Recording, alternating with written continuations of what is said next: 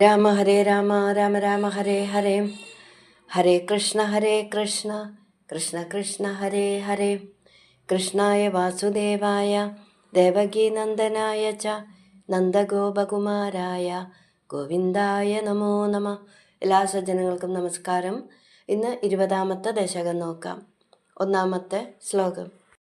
പ്രിയവ്രതസ്യ പ്രിയപുത്രഭൂതാദാഗ്നീന്ദ്രരാജാദുദിതോ he നാഭിഃ ത്വാം ദൃഷ്ടവാനിഷ്ടദമിഷ്ടിമധ്യേ തവൈവ തുഷ്ടേ കൃതയജ്ഞകർമ്മ.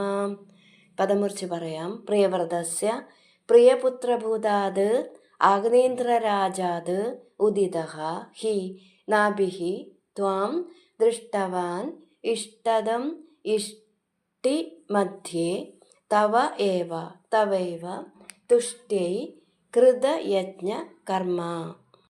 പ്രിയവ്രതസ്യ പ്രിയപുത്രഭൂതാത് പ്രിയവ്രതന്റെ പ്രിയപുത്രനായ ആഗ്നേന്ദ്രരാജാത് ഉദിതഃ നാഭിഃ he ആഗ്നേന്ദ്രൻ എന്ന രാജാവിൽ നിന്ന് ജനിച്ച നാഭിയാകട്ടെ തവ ഏവ തുഷ്ടേ അങ്ങയുടെ തന്നെ പ്രീതിക്കായിക്കൊണ്ട് കൃതയജ്ഞ കർമ്മം യാഗകർമ്മം അനുഷ്ഠിച്ചിട്ട് ഇഷ്ടിമധ്യേ യാഗത്തിൻ്റെ ഇടയിലെ ഇഷ്ടതം അഭീഷ്ടത്തെ നൽകുന്ന ത്വാം അങ്ങയെ ദൃഷ്ടവാൻ കണ്ടു.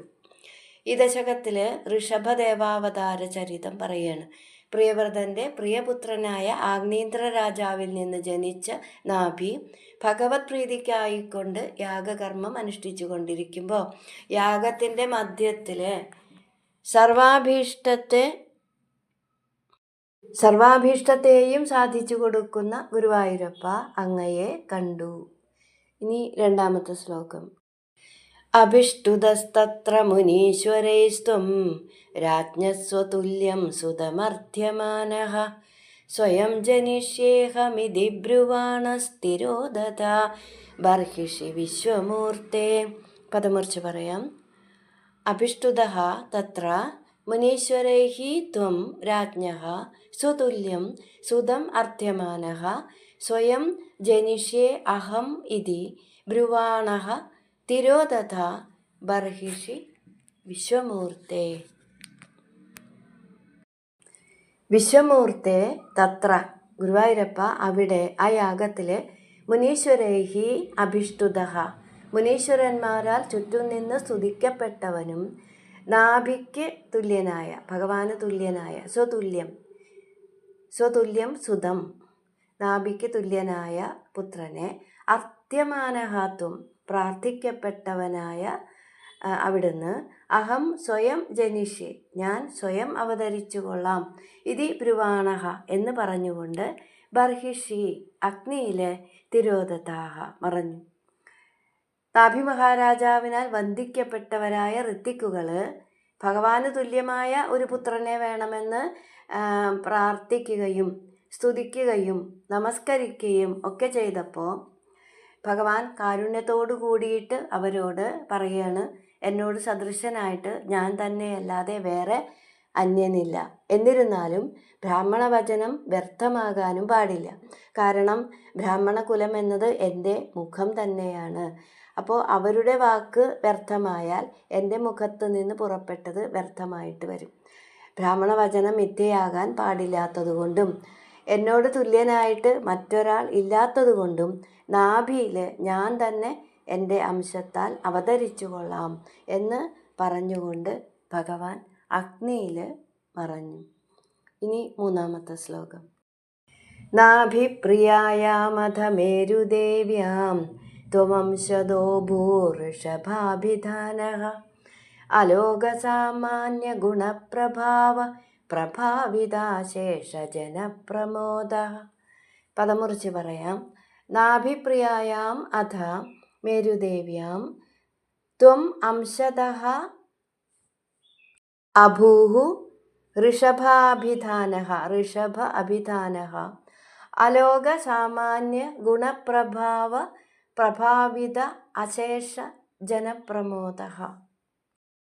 അഥ ത്വം നാഭിപ്രിയായാം അനന്തരം അവിടുന്ന് നാഭിയുടെ പത്നിയായ മേരുദേവിയിലെ അംശതഃ അംശാവതാരമായിട്ട് ഋഷഭ അഭിധാനഃ, ഋഷഭൻ എന്ന പേരിൽ അലോക സാമാന്യ ഗുണപ്രഭാവിത അശേഷ ജനപ്രമോദഃ, ലോകത്തിലെ അസാമാന്യമായ ഗുണങ്ങളെ കൊണ്ടും പ്രഭാവത്താലും എല്ലാ ജനങ്ങളിലും സന്തോഷത്തെ ഉളവാക്കിക്കൊണ്ട് അഭൂഹു ജനിച്ചു.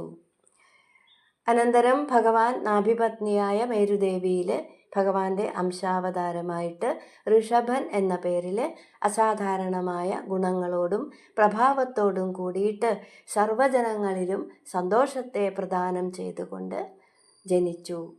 ഇനി 4-ാമത്തെ ശ്ലോകം. ത്വയി ത്രിലോകീ ഭൃതി രാജ്യഭാരം നിധായ നാഭിഃ സഹ മേരുദേവ്യാ തപോവനം പ്രാപ്യ ഭവൻ നിഷേവി ഗതഃ കിലാനന്ദപദം പദം തേ. പദമുറിച്ച് പറയാം. ത്വയി ത്രിലോകീഭൃതി രാജ്യഭാരം നിധായ നാഭിഃ സഹ മേരുദേവ്യാ തപോവനം പ്രാപ്യ ഭവൻ നിഷേവി ഗതഃ കില ആനന്ദപദം പദം തേ. നാഭിരാജാവ് ത്രിലോകീഭൃതി ത്വയി, ത്രിലോകാധിപതിയായ അങ്ങയിൽ രാജ്യഭാരം നിധായ, രാജ്യഭാരത്തെ ഏൽപ്പിച്ചിട്ട് മേരുദേവ്യാ സഹ, മേരുദേവിയോട് കൂടിയിട്ട് തപോവനം പ്രാപ്യ, തപോവനത്തെ പ്രാപിച്ച് ഭവൻ നിഷേവി, അങ്ങയെ സേവിച്ചിട്ട് തേ പദം ഗതഃ കില, അങ്ങയുടെ പദത്തെ പ്രാപിച്ചുവല്ലോ. അപ്പോൾ നാഭിരാജാവ് പിന്നീട് രാജ്യഭാരം പുത്രനായ ഭഗവാനെ എന്ന് പറയുമ്പോൾ ഋഷഭനെ ഏൽപ്പിച്ചിട്ട് പത്നിയായ മേരുദേവിയോടുകൂടി തപോവനത്തിലേക്ക് പോയി. അങ്ങനെ അവിടെ ഭഗവാനെ ഭക്തിപൂർവം ആരാധിച്ചിട്ട് പരമപദത്തെ പ്രാപിച്ചു. ഇനി 5-ാമത്തെ ശ്ലോകം. ഇന്ദ്രസ്ത്വദുത്കർഷകൃതാദമർഷാദ്വവർഷ നാസ്മിന്നജനാഭവർഷേ യഥാ തഥാ ത്വം നിജയോഗശക്ത്യാം സ്വവർഷമേനദ്വ്യദധാസു വർഷം. പദമുറിച്ച് പറയാം. ഇന്ദ്രഃ ത്വത് ഉത്കർഷകൃതാത് അമർഷാത് വവർഷ. ഇന്ദ്രസ്ത്വദുത്കർഷകൃതാദമർഷാദ് വവർഷ ന അസ്മിൻ അജനാഭവർഷേ യഥാ തഥാ ത്വം നിജയോഗശക്ത്യാ സ്വവർഷം ഏനത് വ്യദധാഹ സുവർഷം. യഥാ ഇന്ദ്രഃ, എപ്പോഴാണോ ഇന്ദ്രൻ, ത്വത് ഉത്കർഷകൃതാത് അമർഷാത്, അങ്ങയുടെ ഉയർച്ചയിലെ പ്രസിദ്ധിയിൽ അമർഷം പൂണ്ട അസൂയാലുവായിട്ട് അസ്മിൻ അജനാഭ വർഷേ, ഈ അജനാഭ വർഷത്തിലെ നവവർഷ, മഴ പെയ്യിക്കാതിരുന്നത് തഥാ, അപ്പോൾ ത്വം അവിടുന്ന് ഏനത് സ്വവർഷം, അജനാഭം എന്ന സ്വന്തം ഭൂഖണ്ഡത്തെ സ്വയോഗശക്തിയ, തൻ്റെ യോഗബലം കൊണ്ട് സുവർഷം വ്യദധാഹ, ധാരാളം മഴയുള്ളതാക്കി. ഋഷഭദേവന്റെ കാലത്ത് അജനാഭവർഷം എന്ന് വിളിച്ചു വന്ന ഈ ഭൂഖണ്ഡത്തെ ജനങ്ങൾ ഭാരതം എന്ന് പറഞ്ഞു തുടങ്ങി.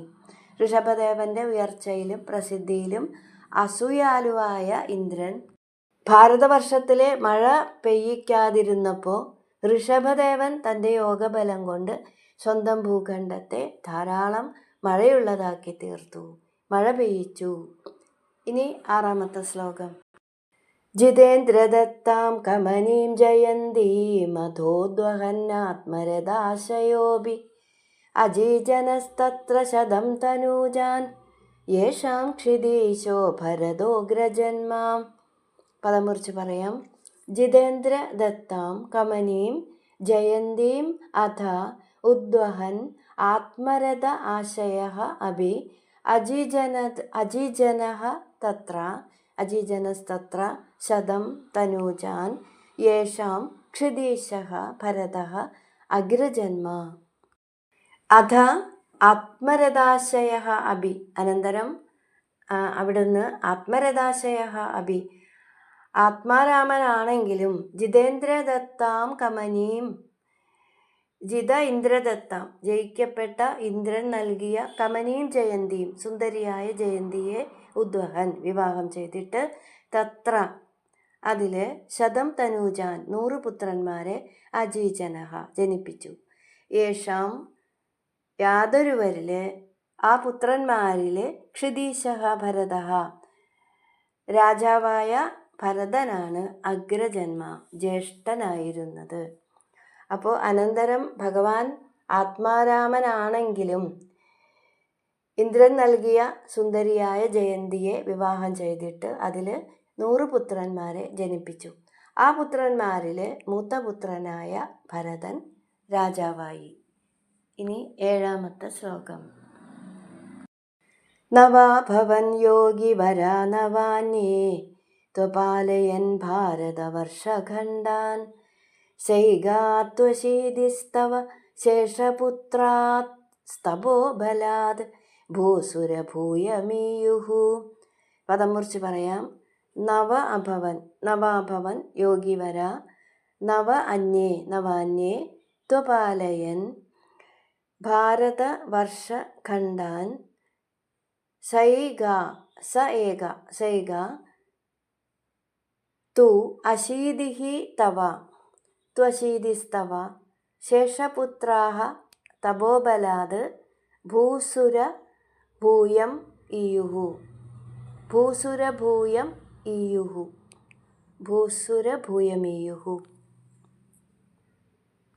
നവയോഗിവരാഹ അഭവൻ. 9 പുത്രന്മാര് യോഗീശ്വരന്മാരായിത്തീർന്നു. കവി, ഹരി, അന്തരിക്ഷൻ, പ്രബുദ്ധൻ, പിപ്പലായനൻ, ആവിർഹോത്രൻ, ദ്രുമിള, ചമസ, കരഭാസന. അങ്ങനെ 9 പേര് യോഗീശ്വരന്മാരായി തീർന്നു ആ 100 പേരിൽ. അന്യേ നവതു, മറ്റ് 9 പേരാകട്ടെ ഭാരതവർഷഖണ്ഡാൻ, ഭാരതവർഷത്തിൻ്റെ ഖണ്ഡാൻ ഭാഗങ്ങളെ അപാലയൻ പരിപാലിച്ചു. സ ഏക അശീതി ശേഷപുത്രാഹ തു, ശേഷിച്ച 81 പുത്രന്മാരാകട്ടെ തപോബലം കൊണ്ട് ഭൂസുരഭൂയം ഇയുഹു, ഭൂസുരഭാവത്തെ പ്രാപിച്ചു, ബ്രാഹ്മണരായിട്ട് ഭവിച്ചു. ഇപ്പോൾ ഋഷഭയോഗീശ്വരൻ്റെ 100 പുത്രന്മാരിൽ മൂത്ത പുത്രനായ ഭരതൻ രാജാവായി. അതിൽ ആ 100 പേരിൽ 9 പേര്, അടുത്ത 9 പേര് യോഗീശ്വരന്മാരായി. വേറെ 9 പേര് കുശാവർത്തൻ, ഇളാവർത്തൻ, ബ്രഹ്മാവർത്തൻ, മലയൻ, കേതു, ഭദ്രസേനൻ, ഇന്ദ്രസ്പൃക്, വിദർഭൻ, കീകടൻ എന്നിങ്ങനെ 9 പേര് ബാക്കിയുള്ള 90 പേരുടെ ജ്യേഷ്ഠന്മാരിൽ പ്രധാനികളായിരുന്നു. ബാക്കി 81 പേര് പിതാവിൻ്റെ ആജ്ഞയനുസരിച്ച് വിനയം മുതലായ ശ്രേഷ്ഠ ഗുണങ്ങൾ കൊണ്ട് വളരെയേറെ ശോഭിച്ചവരായിരുന്നു. വേദം പഠിക്കുന്നതിലും അർത്ഥമറിയുന്നതിലും അവർ സമർത്ഥരായിരുന്നു. ഇപ്പം ഇപ്രകാരം സർവഗുണ സമ്പന്നരായ അവർ ബ്രാഹ്മണരായിട്ട് ഭവിച്ചു. അടുത്തത് 8ാമത്തെ ശ്ലോകം. ഉക്ത്വാ സുദേഭ്യോധ മുനീന്ദ്രമധ്യേ വിരക്തിഭക്ത്യന്വിതമുക്തിമാർഗം സ്വയം ഗതഃ പാരമഹംസവൃത്തിം അഥാ ജഡോന്മത്തപിശാചചര്യാം. പദം മുറിച്ച് പറയാം. ഉക്ത്വാ സുദേഭ്യഃ അഥ മുനീന്ദ്രമധ്യേ വിരക്തി ഭക്ത്യന്വിത മുക്തിമാർഗം സ്വയം ഗതഃ പാരമഹംസവൃത്തിം അഥ ജഡ ഉന്മത്ത പിശാചചര്യാം. അഥ ത്വം, പിന്നീട് ഗുരുവായൂരപ്പ അവിടുന്ന് മുനീന്ദ്രമധ്യേ, മുനിശ്രേഷ്ഠന്മാരുടെ മധ്യത്തിലിരുന്നു കൊണ്ട് സുദേഭ്യ പുത്രന്മാർക്ക് വിരക്തി ഭക്തി അന്വിത ഭക്തിമാർഗം ഉക്ത്വ, വിരക്തിയും ഭക്തിയും കൂടിക്കലർന്ന ഭക്തിമാർഗത്തെ ഉപദേശിച്ചിട്ട് സ്വയം പരമഹംസവൃത്തിം, സ്വയം തന്നെ പരമഹംസന്മാരുടെ മാർഗത്തെ ഗതഃ അവലംബിച്ചുകൊണ്ട് ജഡ ഉന്മത്ത പിശാചചര്യാം, ജഡൻ, ഉന്മത്തൻ, പിശാച് എന്നിവരുടെ പ്രവർത്തികളെ അതാഹ അനുഷ്ഠിച്ചു എന്ന് പറയുമ്പോൾ, അങ്ങനെയിരിക്കെ ഒരു ദിവസം ഋഷഭദേവൻ പരമ ഉത്കൃഷ്ടരായ മഹർഷിമാരുടെ മഹാസഭയിൽ പ്രവേശിച്ചിട്ട് ധർമ്മനിഷ്ഠയിൽ ചാഞ്ചല്യം വരാതിരിക്കാനായിട്ട് തൻ്റെ പ്രജകളെ ഉദ്ദേശിച്ചുകൊണ്ട് പുത്രന്മാരോടുള്ള ശാസനാരൂപത്തിൽ വേണ്ട ഉപദേശങ്ങളെ കൊടുത്തു. ഭാഗവതം 5ാം സ്കന്ധം 5ാം അധ്യായത്തിലെ 27 ശ്ലോകങ്ങൾ ആ ഉപദേശങ്ങളാണ്. പിന്നീട് പരമഹംസധർമ്മത്തെ പ്രകാശിപ്പിക്കാനായിട്ട് ഗൃഹത്തിൽ നിന്ന് പുറത്തു പോയിട്ട് മൗനവ്രതത്തെ സ്വീകരിച്ചുകൊണ്ട് ബുദ്ധിശക്തിയില്ലാത്തവനാണോ, കാഴ്ചശക്തിയില്ലാത്തവനാണോ, ഇനി കേൾവിശക്തിയില്ലാത്തവനാണോ, അതോ ഇനി പിശാചാണോ, ഭ്രാന്തനാണോ എന്നൊന്നും അന്യനെ തിരിച്ചറിയാൻ സാധിക്കാത്ത വിധത്തിൽ ജനങ്ങളുടെ യാതൊരു ചോദ്യങ്ങൾക്കും മറുപടി കൊടുക്കാതെ മൗനിയായിട്ട് അങ്ങനെ സഞ്ചരിച്ചു. ഇനി 9ാമത്തെ ശ്ലോകം. പരാത്മഭൂതോപി പരോപദേശം കുർവൻ ഭവാൻ സർവനിരസ്യമാനഃ വികാരഹീനോ വിജജാര കൃഷ്ണാം മഹീമഹീനാത്മരസാഭിലീനഃ. പദമുറിച്ച് പറയാം. പരാത്മഭൂതഃ അപി പരോപദേശം കുർവൻ ഭവാൻ സർവനിരസ്യമാനഃ വികാരഹീനഃ വിജചാര കൃഷ്ണാം മഹീം അഹീനാം ആത്മരസ അഭിലീനഃ. ഭവാൻ പരാത്മഭൂതഃ അഭി, ഭഗവാനെ അവിടുന്ന് ബ്രഹ്മഭാവത്തെ പ്രാപിച്ചിട്ടും പരോപദേശം കുർവൻ, പരഹ അന്യർക്ക് വേണ്ട ഉപദേശങ്ങളെ കുർവൻ ഉപദേശങ്ങളെ കൊടുത്തിട്ട് സർവനിരസ്യമാനഃ എല്ലാം ഉപേക്ഷിക്കപ്പെട്ടവനായിട്ട് വികാരഹീനഃ വികാരങ്ങൾ ഏതും കൂടാതെ അഹീന ആത്മരസ അനുഭൂതഃ തികഞ്ഞ ആത്മാനന്ദത്തിൽ മുഴുകിയവനായിട്ട് മഹീം കൃഷ്ണം ഭൂമിയിൽ മുഴുവൻ വിജചാര ചുറ്റി സഞ്ചരിച്ചു. അപ്പോൾ ബ്രഹ്മഭാവത്തെ പ്രാപിച്ച ഋഷഭദേവൻ ജനങ്ങൾക്ക് വേണ്ട ഉപദേശത്തെ കൊടുത്തിട്ട് മനസ്സ് കാര്യകാരണങ്ങളായ യാതൊന്നിലും കൂടിച്ചേരാതെ ആത്മാനന്ദത്തിൽ തന്നെ മുഴുകിയിരുന്നു. അങ്ങനെ ഇരിക്കുമ്പോൾ ആ സമയത്ത് ജനങ്ങൾ ഉണ്ടാക്കുന്ന ഉപദ്രവങ്ങൾക്ക് ആ മനസ്സിനെ മുറിപ്പെടുത്താൻ സാധിച്ചില്ല. അതുകൊണ്ട് തന്നെ പരിഭവങ്ങൾ ഏതുമില്ലാതെ ഋഷഭദേവൻ ഭൂമി മുഴുവൻ ചുറ്റി സഞ്ചരിച്ചു. ഇനി 10ാമത്തെ ശ്ലോകം. ശയുവ്രതം ഗോമൃഗകാഗചര്യാം ചിരം ചരന്നാപ്യ പരം സ്വരൂപം ദവാഹൃദാംഗകുടകാചലേ ത്വം താപാൻ മമാപാകുരു വാദനാഥ. പദമുറിച്ച് പറയാം. ശയുവ്രതം ഗോമൃഗകാഗചര്യാം ചിരം ചരൻ ആപ്യ പരം സ്വരൂപം ദവാഹൃദ അംഗ കുടകാചലേ ത്വം താപാൻ മമ അപാകുരു വാദനാഥ. ശയുവ്രതം ഗോമൃഗകാഗചര്യാം പെരുമ്പാമ്പിനെ പോലെ കിടക്കുക എന്ന വ്രതം. മാൻ, പശു, കാക്ക എന്നിവയുടെ ജീവിത രീതിയെ അവലംബിച്ചുകൊണ്ട് ആ ജീവികളുടെ രീതി അനുഷ്ഠിച്ചിട്ട് പരം സ്വരൂപം ആപ്യ പരബ്രഹ്മ സ്വരൂപത്തെ പ്രാപിച്ചിട്ട് കുടകാചലേ കുടകപർവ്വത സമീപത്ത് ദവ ആഹൃതാംഗ കാട്ടുതീയിൽ ദഹിച്ചു. അപ്പോൾ മലമ്പാമ്പിൽ പെരുമ്പാമ്പുകളിൽ തന്നെ ഒരു വലിയ ജാതിക്ക് അജഗരം എന്നാണ് പേര്. അതിൻ്റെ ഇര സമീപത്ത് യാദൃശ്ചികമായിട്ട് വന്നു ചേർന്നാൽ മാത്രം അത് ഭക്ഷിക്കും, അല്ലാതെ ഭക്ഷണ പദാർത്ഥങ്ങൾക്കായിട്ട് യാതൊരു പരിശ്രമവും ചെയ്യില്ല എന്നാണ്. ആ നിലയെ അജഗര വൃത്തി എന്നാണ് പറയുന്നത്. അപ്പോൾ അങ്ങനെ ആ അജഗര വൃത്തി എന്ന വ്രതത്തെ സ്വീകരിച്ച ഋഷഭദേവൻ ചില സമയത്ത് മാൻ, കാക്ക എന്നിവയെ പോലെ സഞ്ചരിക്കുകയും ഇരിക്കുകയും കിടക്കുകയും തിന്നുകയും കുടിക്കുകയും ഒക്കെ ചെയ്തുകൊണ്ട് സഞ്ചരിച്ചു.